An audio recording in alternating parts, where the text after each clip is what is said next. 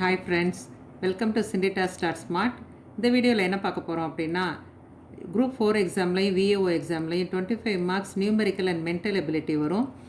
அதில் நியூமெரிக்கலில் வந்து 15ம் ரீசனிங்கில் வந்து 10 கொஸ்டின்ஸும் வரும். இந்த 15 கொஸ்டின்ஸ் வந்து 6th to 10th புக்கிலேருந்து வரும். அதில் உள்ள 3 டாபிக் தான் இன்றைக்கி பார்க்க போகிறோம்.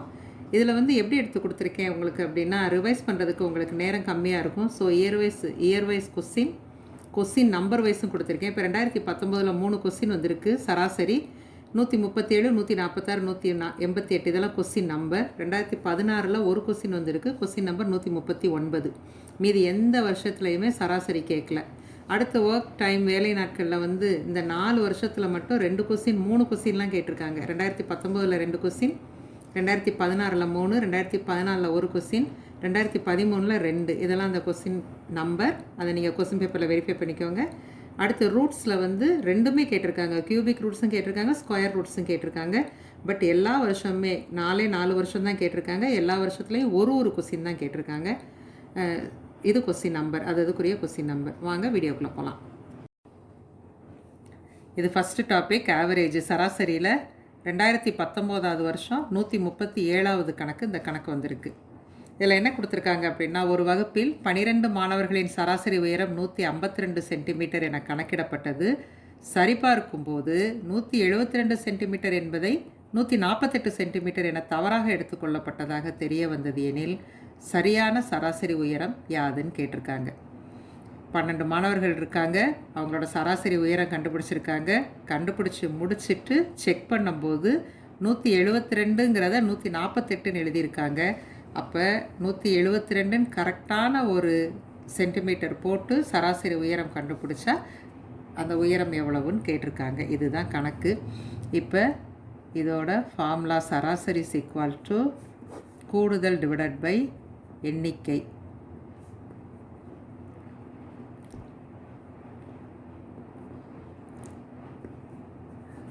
சராசரி எவ்வளோ கொடுத்துருக்காங்க? 12 மாணவர்களின் சராசரி 152 சென்டிமீட்டர். அப்போ சராசரிக்கு நேராக 152 சப்ஸ்டியூட் பண்ணிடுங்க. கூடுதல் கொடுக்கலை, அதனால் நம்ம எக்ஸ்ன்னு வச்சுக்கிறோம். எண்ணிக்கை வந்து 12 மாணவர்களின் சராசரி உயரம். அப்போ எண்ணிக்கை வந்து 12.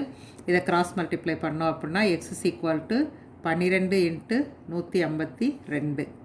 தட்ஸ் ஈக்குவல் டு 152 × 12 பெருக்கணும் அப்படின்னா 2 4 30 152. ஸோ 4 2 8 1. அப்போ என்ன ஆன்சர் வருது? 18 24. இது என்ன அப்படின்னா கூடுதல். இப்போ சரிபார்க்கும்போது இந்த கூடுதலை வச்சு இந்த 172 செகண்ட் டேட்டா கொடுத்துருக்காங்க பார்த்தீங்களா? 172 சென்டிமீட்டர் என்பதை 148 சென்டிமீட்டர் என தவறாக எடுத்துக்கொள்ளப்பட்டது. அப்போ எவ்வளவு தவறாக எடுத்திருக்காங்கங்கிறதுக்கு அதை ரெண்டையும் கழிச்சுக்கிடணும். அப்போ 172லேருந்து 148 கழிச்சோம்னா நமக்கு வர்ற ஆன்சர் வந்து 24. இந்த 24 ஆல்ரெடி நம்ம கண்டுபிடிச்ச கூடுதலோடு ஆட் பண்ணணும். அப்போ 18 24. இது ரெண்டையும் கூட்டணும் அப்படின்னா நமக்கு வர்ற ஆன்சர் வந்து 18 48. இப்போ இதை வச்சு மறுபடியும் சராசரி உயரம் கண்டுபிடிக்கணும். அப்போ கூடுதல் எவ்வளவு? 18 48 டிவைடட் பை 12. இது ரெண்டையும் வகுத்தோம் அப்படின்னா நமக்கு சரியான சராசரி உயரம் கிடச்சிரும். 18 48 டிவைடட் பை 12. 12 6 4. இது 5 தடவை போச்சுன்னா 60. 5 12 60. 4 8. இதில் 4 டைம்ஸ். அப்போ 48. That's equal to 0. அப்போ ஆன்சர் வந்து 154 சென்டிமீட்டர். ஆப்ஷன் டி வந்து சரியான ஆன்சர். செகண்ட் சம்மில், அதாவது 2019 146வது கணக்கு கொஸ்டின் பேப்பர் வச்சு வெரிஃபை பண்ணிக்கோங்க. இதில் என்ன கொடுத்துருக்காங்க? கிரிக்கெட் வீரர் டோனியின் முதல் 30 ஆட்டங்களுக்கான சராசரி ஓட்டம் 72 என கணக்கிடப்பட்டிருக்கிறது. சராசரி வந்து 72. எவ்வளோ மேட்சஸில் அப்படின்னா 30 மேட்ச்சில் ஆடின ரன்ஸோட சராசரி 72. 31வது ஆட்டம் 31வது மேட்சும் முடிஞ்ச பிறகு அவரோட சராசரி ஓட்டம் வந்து எவ்வளவு? 73 எனில் 31வது மேட்ச்சில் அவர் எடுத்திருந்த மொத்த ரன்ஸ் எத்தனைன்னு கேட்டிருக்காங்க. இதுலேயும் கூடுதல் தான் கேட்டிருக்காங்க. அப்போ சராசரி ஈக்குவல் டு கூடுதல் பை எண்ணிக்கை.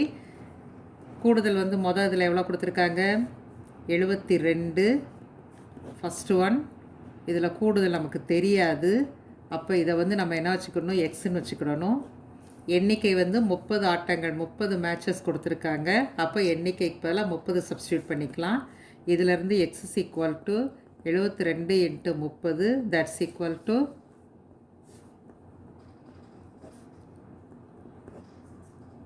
2160. அப்போ கூடுதல் எவ்வளோ வருது, எக்ஸோட வேல்யூ 2160 வருது. அடுத்த டேட்டா என்ன கொடுத்துருக்காங்க, 31வது ஆட்டம் முடிந்த பின் அடுத்த ஒரு மேட்ச் ஆடுறாரு. அப்போ அடுத்த ஒரு மேட்ச்னா எண்ணிக்கை வந்து 31வது மேட்ச் ஆயிரும். கூடுதல் நமக்கு தெரியாது. 30 மேட்சோட கூடுதல் வந்து நமக்கு தெரியும் 2160. அடுத்த ஒரு மேட்ச் ஆடுறாரு, அதில் எவ்வளோ ரன்னு அது நமக்கு தெரியாது. அதை நம்ம அப்போ என்ன வச்சுக்கணும், ஒய்ன்னு வச்சுக்கிடணும். அவர் எடுத்த மொத்த சராசரி வந்து எவ்வளவு, 73. அப்போ சராசரிக்கு பதிலாக 73 சப்ஸ்டியூட் பண்ணிக்கிட்டோம் அப்படின்னா இதில் கிராஸ் மல்டிப்ளை பண்ணுங்கள். 73 into 31, that's equal to 2160 plus Y. 73 31 multiply பண்ணோம் அப்படின்னா 73 9 21 22 63. அப்போ 2160 plus Y is equal to 73 31 நம்ம மல்டிப்ளை பண்ண வர ஆன்சர் 2263. அப்போ Y is equal to 2263 minus 2160. 2160 இங்கே போட்டு கழித்தோம் அப்படின்னா 103. அப்போ ஒய்யோட வேல்யூ 103. அப்போ இதுலேருந்து என்ன தெரியுது அப்படின்னா அவர் 31வது மேட்ச்சில் 103 ரன்ஸ் எடுத்திருப்பார். Option B is the right answer. 2 தடவை கூடுதல் கண்டுபிடிக்கிறோம், அவ்வளவுதான். இது 2019வது வருஷம் கேட்கப்பட்ட 3வது சம்மு 188வது கணக்கு. ஒரு குறிப்பிட்ட வாரத்தில் நகரத்தின் அதிகபட்ச வெப்பநிலைன்னு 7 நாளைக்கு 7 டிகிரி செல்சியஸ் வெப்பநிலை அளவு கொடுத்துருக்காங்க. அந்த வாரத்தில் சராசரி வெப்பநிலை ரொம்ப ஈஸியான சம்மு. அந்த பழைய சம்மு 2 சம் மாதிரி கிடையாது. அப்போ அகெயின் சராசரி இஸ் ஈக்குவல் டு கூடுதல் டிவைடட் பை எண்ணிக்கை.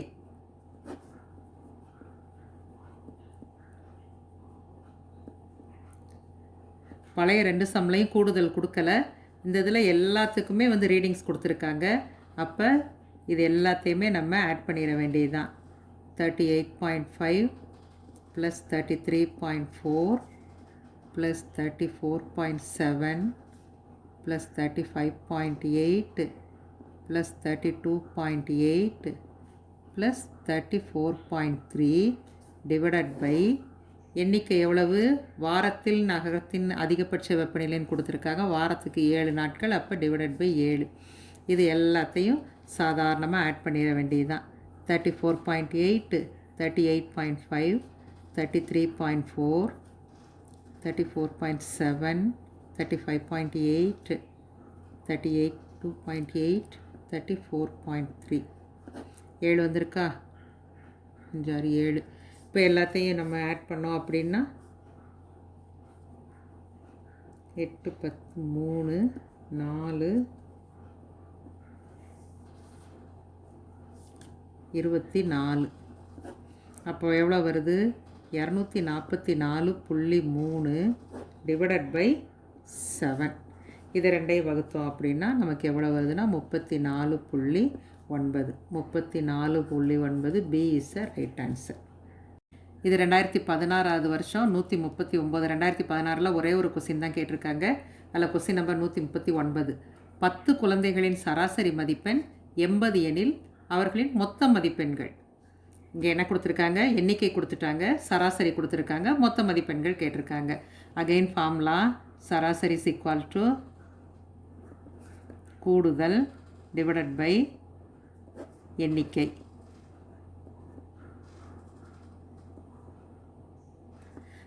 சராசரி மதிப்பெண் கொடுத்துட்டாங்க 80, எண்ணிக்கை 10 குழந்தைகள் கொடுத்துருக்காங்க, கூடுதல் நமக்கு கொடுக்கல. அப்போ அதை நம்ம எக்ஸ்ன்னு வச்சுக்கிடணும். இதிலேருந்து கிராஸ் மல்டிப்ளை பண்ணோம்னா we can get the answer. x is equal to 80 into 10, that's equal to 800. x ஓட value 800. Option C is the right answer. இது அடுத்தது வந்து கியூபிக் ரூட் கண்டுபிடிக்கிறது, முப்படி மூலம் கண்டுபிடிக்கிறது. இது 2019 கொஸ்டின் நம்பர் 194 194வது கொஸ்டின். இதில் என்ன கேட்டிருக்காங்க அப்படின்னா find the cube root of 161/64.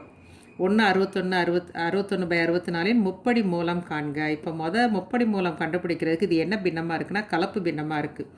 அப்போ இந்த கலப்பு பின்னத்தை வந்து ஃபஸ்ட்டு வந்து பின்னமாக மாற்றணும். அப்போது 1 × 64 + 61 மிக்ஸ்டட் ஃப்ராக்ஷனை ஃப்ராக்ஷனாக மாற்றணும். அப்போ 64 + 61 that's equal to 125. இந்த 125 டிவைடட் பை 64. இப்போ மிக்சட் ஃப்ராக்ஷனாக இருக்குது, கலப்பு பின்னமாக இருக்குது. இதை வந்து பின்னமாக மாற்றிட்டோம். இப்போ இதுக்கு கியூபிக் ரூட் கண்டுபிடிக்கணும். 125 டிவைடட் பை 64 கியூபிக் ரூட்னா முப்படி மூலம். அப்போ 125க்கு தனியாக எல்சிஎம் எடுத்துக்கோங்க. எல்சிஎம் எடுத்தால் 25. அகெயின் 5ஆல் டிவைட் பண்ணோம்னா 5 1. அப்போ இதுக்கு என்ன வருது? 5 × 5 × 5 ஃபேக்டர்ஸ். அடுத்து 64க்கு நம்ம எல்சிஎம் எடுத்தோம் அப்படின்னா 32 16 8 4 2s are 8 2 2s are 4 1. அப்போ 6 தடவை 6 வருது. அப்போ கியூபிக் ரூட் ஆஃப் 6 தடவை 6 போட்டுக்கோங்க. இது கியூபிக் ரூட்னால 3 வேல்யூக்கு ஒரு வேல்யூ எடுத்துக்கிடணும். அப்போ இதுக்கு ஒரு 2, இதுக்கு ஒரு 2, இங்கே 3 5க்கு ஒரு 5 எடுத்துக்கிடணும். அப்போ 2 2s are 4. அப்போ cubic root of 125 divided by 64ஓட வேல்யூ 5/4. ஆப்ஷன் இருக்கா? சி இருக்கா? C is the right answer. Next sum. இதுவும் போன சம் மாதிரி தான். 2016 142வது கேள்வி. The value of the square root of இவ்வளோட மதிப்பு கேட்டிருக்காங்க. இதுவும் ரைட் டு லெஃப்ட், வலது கை பக்கத்துலேருந்து இடது கை பக்கத்துக்கு சால்வ் பண்ணணும்.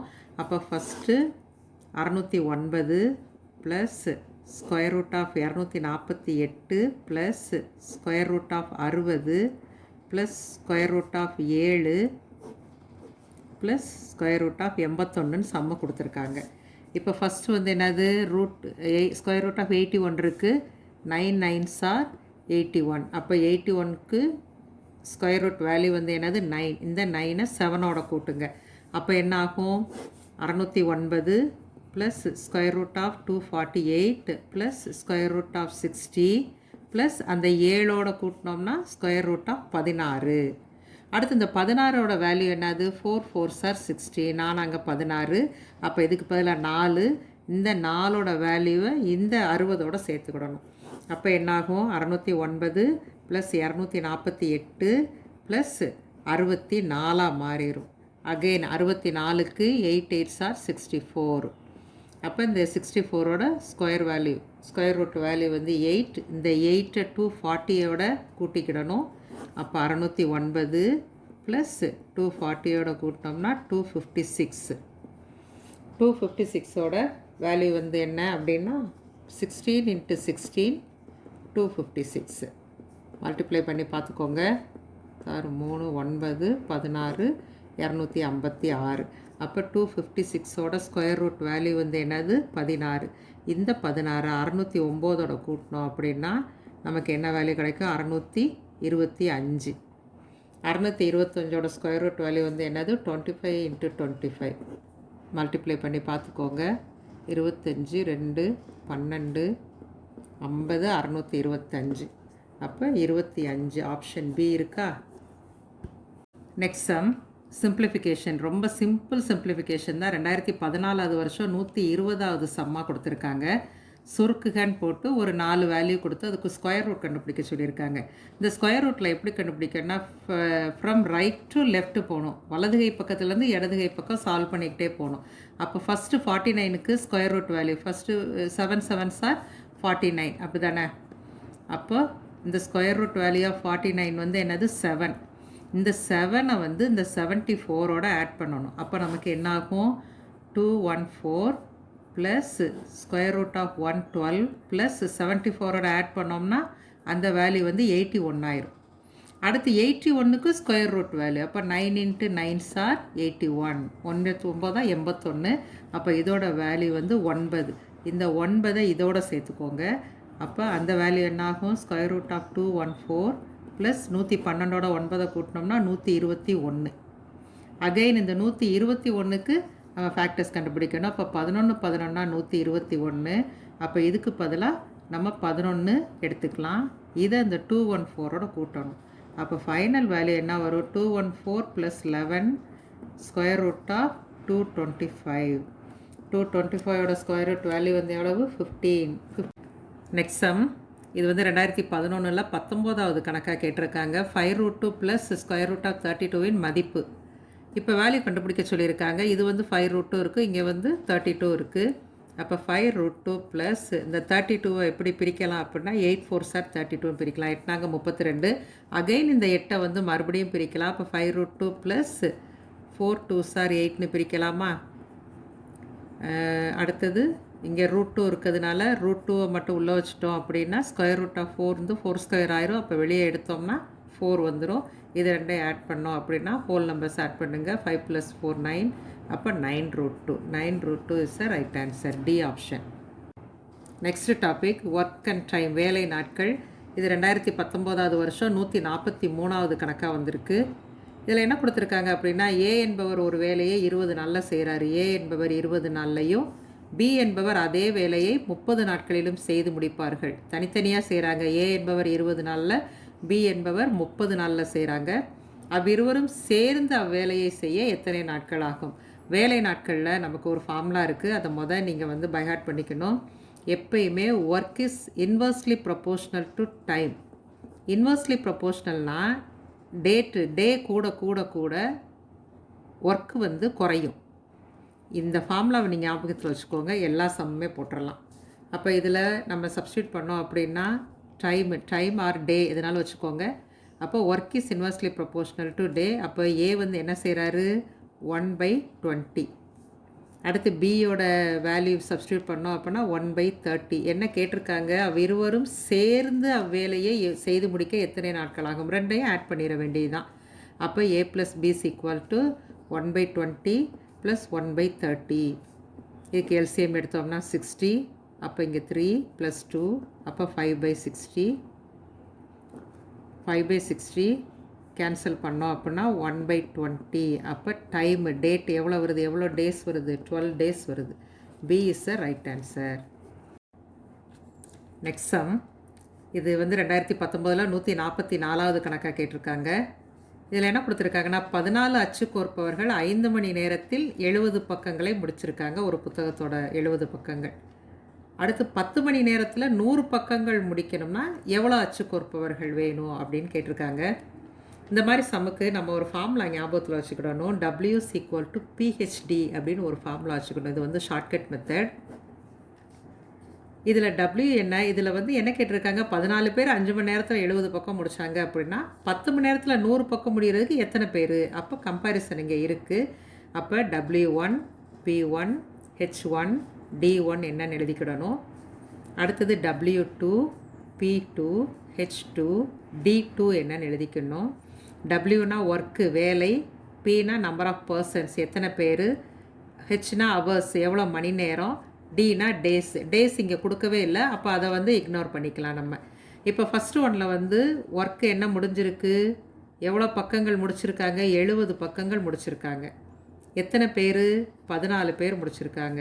எவ்வளோ மணி நேரம்? ஹெச்னா ஹவர்ஸ் எவ்வளோ மணி நேரம்? 5 மணி நேரம். டி கொடுக்கல, அதனால் இதை இக்னோர் பண்ணிக்கலாம். நமக்கு இங்கேயுமே டி கொடுக்கல, இங்கேயும் டி கொடுக்கல. அப்போ 2 இடத்துலையுமே இக்னோர் பண்ணிக்கலாம்.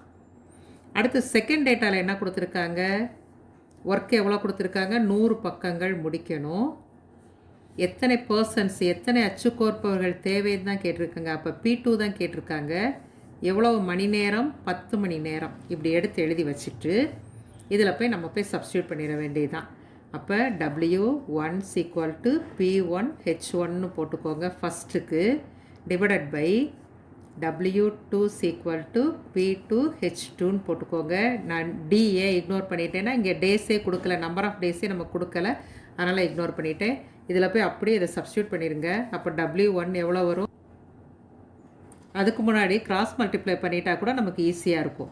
அப்போ என்ன ஆகும்? W2 P1 H1 = W1 P2 H2. இந்த மாதிரி வச்சுக்கிட்டிங்கன்னா டைரக்ட் சப்ஸ்டியூஷன். இப்போ W2 என்ன? 100. P1 என்ன? 14. H1 என்ன? 5 = W1 என்ன? 70. P2 என்ன? நமக்கு தெரியாது. அப்போ P2 அப்படியே வச்சுக்கோங்க, அதுதான் கேட்டிருக்காங்க. H2 என்ன? 10. இப்போ P2 நமக்கு வேணும் அப்படின்னா எப்படி எழுதலாம்? P2 into 700 is equal to 100 into 14 into 5. அப்போ P2 is equal to 100 into 14 into 5 divided by 700. 2 0 cancel ஆயிரும். 2 4 7 14. அப்போ எவ்வளவு? 10. அப்போ P2 எவ்வளோ பேர் நமக்கு தேவை? அச்சுக்கோர்ப்பவர்கள் 10 பேர் தேவை. Option B is the right answer. இது அடுத்த சம். இதுவும் ஈஸியான சம் தான். 2016 140வது கணக்காக கேட்டிருக்காங்க. இதில் என்ன கேட்டிருக்காங்கன்னா, ஒரு ஆண் மற்றும் ஒரு பெண் இருவரும் சேர்ந்து ஒரு வேலை செய்கிறார்கள். ஆண் ஒரு வேலையை 4 நாட்களில் செய்து முடிப்பார். பெண் அதே வேலையை 12 நாட்களில் செய்து முடிப்பார். அவ்வேலையை இருவரும் சேர்ந்துனாலே ஆட் பண்ணிடணும். அப்போ ஃபஸ்ட்டு ஆண் எவ்வளோ நாளில் செஞ்சு முடிக்கிறான் அப்படின்னா 4 நாட்களில். அதே வேலையை பெண் எவ்வளோ நாளில் செய்கிறாங்க அப்படின்னா 12 நாட்களில். நமக்கு ஆல்ரெடி தெரியும் இதுக்குரிய formula work is inversely proportional to time. அப்போ ஆண்க்கு நம்ம என்ன செய்யலாம்? 1/4 போட்டுக்கலாமா? அடுத்தது பெண்ணுக்கு 1/12 போட்டுக்கலாம். இருவரும் சேர்ந்து எத்தனை நாட்கள் முடிப்பார்கள்? 2 ஆட் பண்ணிட வேண்டியது தான். சேர்ந்துங்கும்போது 1/4 ப்ளஸ் 1/12. அப்போ 12 இஸ் எல்சிஎம். அப்போ 3 + 1 4/12. கேன்சல் பண்ணோன்னா 1/3. அப்போ நம்பர் ஆஃப் டேஸ் டைம் எவ்வளோ வருது? 3 டேஸ் வருது. அப்போ எத்தனை நாட்கள் முடிப்பார்கள்னா 3 நாட்களில் முடிப்பார்கள். இது அடுத்த சம்மர் 2016 190வது கேள்வியில் அந்த கேள்வி இருக்குது. ஏ ஒரு வேலையை 20 நாட்களிலும் பி அதை 25 நாட்களிலும் செய்து முடிப்பார். இருவரும் சேர்ந்த வேலையை செய்து ரூபாய் 3600 ஈட்டினால் அத்தொகையில் ஏயின் பங்கு எவ்வளவுன்னு கேட்டிருக்காங்க. இப்போ இதில் ஃபஸ்ட்டு ஏ ஒரு வேலையை 20 நாட்களில் செய்கிறாரு. இங்கே பி 25 நாட்களில் செய்கிறாரு. இப்போ ஃபஸ்ட்டு இது ரெண்டுக்கும் எல்சிஎம் எடுத்துக்கிடுவோம். 20 25 4 5 5 4 1 4 1 1. அப்போ எல்சிஎம் இங்கே என்ன வருது அப்படின்னா 5 25 25 × 4 100 வருது. இப்போ எல்சிஎம் கண்டுபிடிச்சிட்டோம், 100 வருது. இப்போ இவங்க 2 பேர் வேலை செஞ்சு இவ்வளோ பொருள் ஈட்டியிருக்காங்க. அதில் ஏயின் பங்கு என்னன்னு கேட்டிருக்காங்க. இவங்க 2 பேர் எவ்வளோ வேலை செஞ்சாங்க நம்ம பார்க்கணும். அப்போ ஏயின் வேலையை கண்டுபிடிக்கணும். அப்போ ஏயின் வேலையை கண்டுபிடிக்கிறதுக்கு நம்ம எல்சிஎம் கண்டுபிடிச்சோம் இல்லையா, அது டிவைடட் பை ஏயின் வேலை. அப்போ எவ்வளவு? அவர் ஒரு 5 பங்கு செஞ்சுருக்காரு. அடுத்து பியின் வேலை கண்டுபிடிக்கணும். பியின் வேலை எவ்வளவு செஞ்சுருக்காரு அப்படின்னா 100/25 தட்ஸ் ஈக்குவல் டு 4. 2 பேரும் சேர்ந்து 9 பங்கு வேலை பார்த்துருக்காங்க. இப்போ நமக்கு என்ன கேட்டிருக்காங்கன்னா, 2 பேரும் சேர்ந்து ஒரு வேலையை பார்த்து 3600 பொருள் ஈட்டியிருக்காங்க. அதில் ஏயின் பங்கு மட்டும் எவ்வளவு? அப்போ நம்ம ஏயின் பங்கு மட்டும் கண்டுபிடிக்கிறோம். மொத்த வேலை 9 பங்கு. அதில் ஏயின் வேலை மட்டும் 5 இன்ட்டு எவ்வளோ ரூபா சம்பாதிச்சிருக்காங்க? 3600. அப்போ இந்த 3600 நம்ம கால்குலேட் பண்ணணும். எவ்வளவு அப்படின்னா 9 36 400. அப்போ 2000 ரூபா. Option B right answer. Next sum 2016 192வது கணக்கு இது கொடுத்துருக்காங்க. 22 ஆட்கள் 10 நாட்களில் 110 மீட்டர் நீளமுள்ள சுவரை கட்டி முடித்தால் 30 ஆட்கள் 6 நாட்களில் கட்டி முடிக்கும் சுவரின் நீளம் என்னன்னு கொடுத்துருக்காங்க. இதுக்கு முந்தின சம் பார்த்தோம். நம்ம இதுக்கு ஒரு ஃபார்முலா ஒரு ட்ரிக்கு சொல்லி கொடுத்தேன். W = PHD அப்படின்னு ஞாபகத்தில் வச்சுக்கோங்க அப்படின்னு. Wங்கிறது ஒர்க், எவ்வளோ ஒர்க் முடிஞ்சிருக்கோ அது. Pனா நம்பர் ஆஃப் பர்சன்ஸ், Hனா ஹவர்ஸ் மணி நேரம், டேஸ் டினா டேஸ். இங்கே டேஸ் கொடுத்துருக்காங்க. நம்ம ஏற்கனவே பார்த்ததில் டேஸ் கொடுக்கல, ஹவர்ஸ் கொடுக்குறாங்க. எது கொடுக்கலையோ அதை இக்னோர் பண்ணிக்கோங்க. இங்கே எவ்வளோ மணி நேரம்னு கொடுக்கல. அப்போ இந்த ஹவர்ஸை நம்ம இக்னோர் பண்ணிக்கலாம். அதுக்கு முன்னால் எது எவ்வளவுன்னு எடுத்து எழுதணும். W1 P1 D1. ஏஹெச்னா அங்கே ஹெச் கொடுக்கல, அதனால் நான் எழுதலை. W2 P2 D2. இது எவ்வளோ நம்ம எழுதிக்கணும். ஃபஸ்ட்டு எவ்வளோ ஒர்க் முடிச்சிருக்காங்க? 110 மீட்டர் நீளமுள்ள. அப்போ இதுதான் ஒர்க்கு. 110 மீட்டர். எவ்வளோ நம்பர் ஆஃப் பர்சன்ஸ், எவ்வளோ ஆட்கள் அப்படின்னா 22.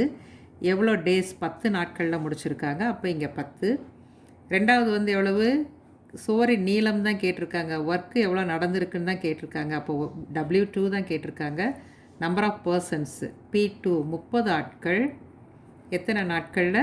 6 நாட்களில். இப்போ எல்லாத்தையும் நம்ம போய் சப்ஸ்டியூட் பண்ணிட வேண்டியதுதான். அப்போ W1 is equal to P1 D1 divided by W2 is equal to P2 D2. இதை கிராஸ் மல்டிப்ளை பண்ணி முதல் எழுதிக்கோங்க. W1 P2 D2 is equal to W2 P1 D1.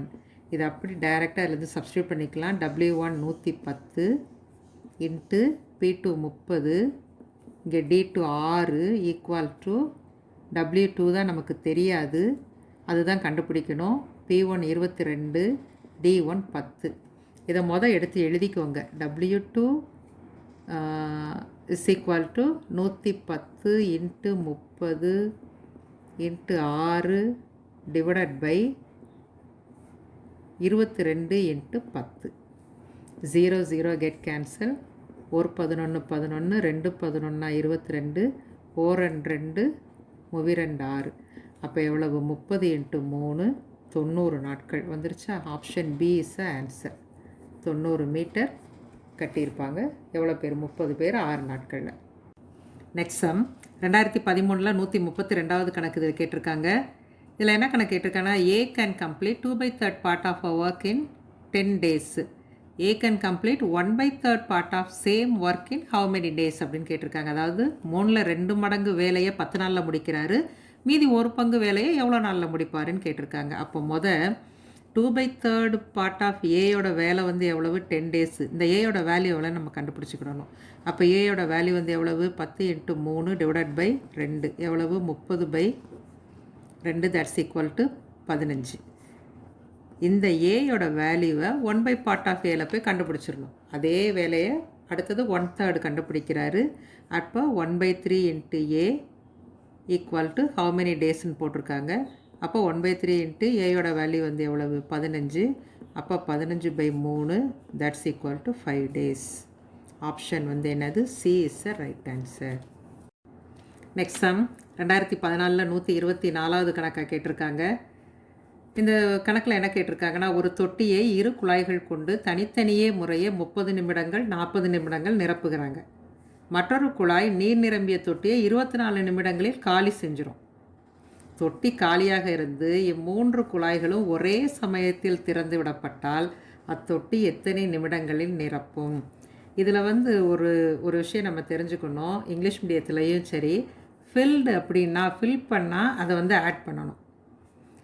Empty அப்படின்னா அதை மைனஸ் பண்ணணும். அதாவது நிரம்புகுது அப்படின்னா 2 குழாய் தனித்தனியாக 30 நிமிஷத்தில் 40 நிமிஷத்தில் நிரப்புகிறதுன்னு அதை ஆட் பண்ணிடுங்க. அடுத்த குழாய் காலி செய்யுதில்ல, தண்ணியை தீத்துறதுல, அந்த காலி செய்கிறத கழிச்சிருங்க. ஆல்ரெடி நமக்கு ஃபார்முலா தெரியும். Work is inversely proportional to 1/t. அப்போ ஃபஸ்ட்டு 2 குழாயோட ஒர்க்கு என்னன்னு பார்த்தோம் அப்படின்னா, நிரப்புது இல்லையா தொட்டியை, அது 1/30. இன்னொரு குழாய் 1/40 நிரப்புது. ரெண்டுமே நிரப்புது நடுவில், அதனால் ப்ளஸ் பண்ணிக்கோங்க.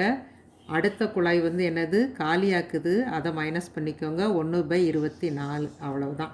இப்போ இது ரெண்டுக்கும் எல்சிஎம் எடுத்தோம் அப்படின்னா 120. அப்போ 4 + 3, அப்போ 7/120 மைனஸ் 1/24. இது ரெண்டுக்கு எல்சிஎம் எடுத்தோம் அப்படின்னா 240. அப்போது 14 மைனஸ் 10, அப்போ 4/240 கேன்சல் பண்ணோம்னா 6 24. அப்போ 1/60 மினிட்ஸ். 60 மினிட்ஸுங்கிறது நத்திங் பட் 1 hour. அப்போ 1 மணி நேரத்தில் அத்தொட்டி என்ன செஞ்சிடும்? நிரம்பிடும். அவ்வளோதான் கைஸ். இந்த 3 டாப்பிக்கில் இன்னும் உங்களுக்கு ஃபர்தர் வீடியோ வேணும் அப்படின்னா நீங்கள் கமெண்ட் செக்ஷனில் கமெண்ட் பண்ணுங்கள். நான் ஃபர்தர் வீடியோஸ் அப்லோட் பண்ணுறேன். இப்போ நமக்கு நியூமெரிக்கல் அண்ட் மென்டல் எபிலிட்டியில் 25 மார்க்ஸுக்கு இப்போ 6 or 7 மார்க்ஸ் கண்டிப்பாக நம்ம எடுத்துடலாம். ஃபர்தர் வீடியோஸ் நான் அடுத்தடுத்து அப்லோட் பண்ணுறேன். இந்த வீடியோ பிடிச்சிருந்தால் லைக் பண்ணுங்கள், ஷேர் பண்ணுங்கள், சப்ஸ்கிரைப் பண்ணுங்கள். Thank you guys.